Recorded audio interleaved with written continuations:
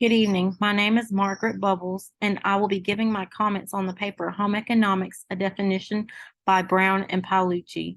Professors Brown and Paolucci have, in my viewpoint, provided us a document which is both historically based and future oriented, one which is truly worthy of our continued journey, study, and discourse. Most of my remarks will be directed toward the future and in the continuing discourse which has been stated within this paper and meetings. The process proposed as method of validation of critical science is what I see they themselves used in the process of preparing this paper of practical discourse and reasoning among participants. In the paper, the definition, the central position is a normative one that home economics is to determine values and goals in persons in the field or to decide what to do. I hasten to say that I do not think they are suggesting we are to return or remain at the level of prescription I alluded to, but they are saying that we are to be integrally involved in determining goals and valued ends or essential for society and families.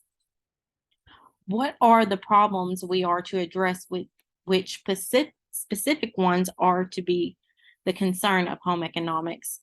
Herein lies is one of our greatest challenges.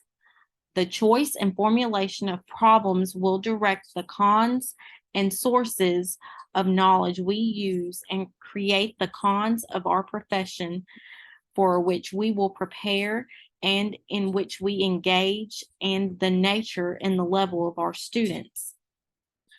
The second criterion offered that the problems are to be formulated publicly by the profession by reinterpreting where necessary the need of many people who are unable to formulate their own.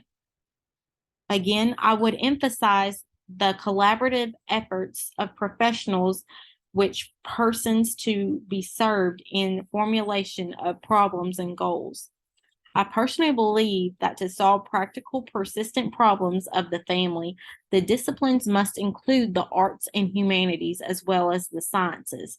I suggest that we need education of effective capacities, for example, the ability to be empathetic, to be sensitive to the sorrows and the joys of others. We need reason informed by compassion and compassion tempered by reason.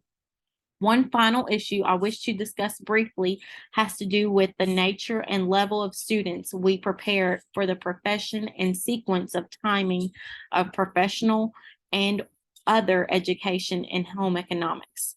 It seems to me that we must be open to the wide range of creative programs in the preparation of professionals. Perhaps some institutions will emphasize graduate programs of a particular kind, others will concentrate on more of a limited number of professions. Expect that within the scope of the mission defined, we can expect to see the elimination of some programs, development of new ones, and greater diversity among educational institutions.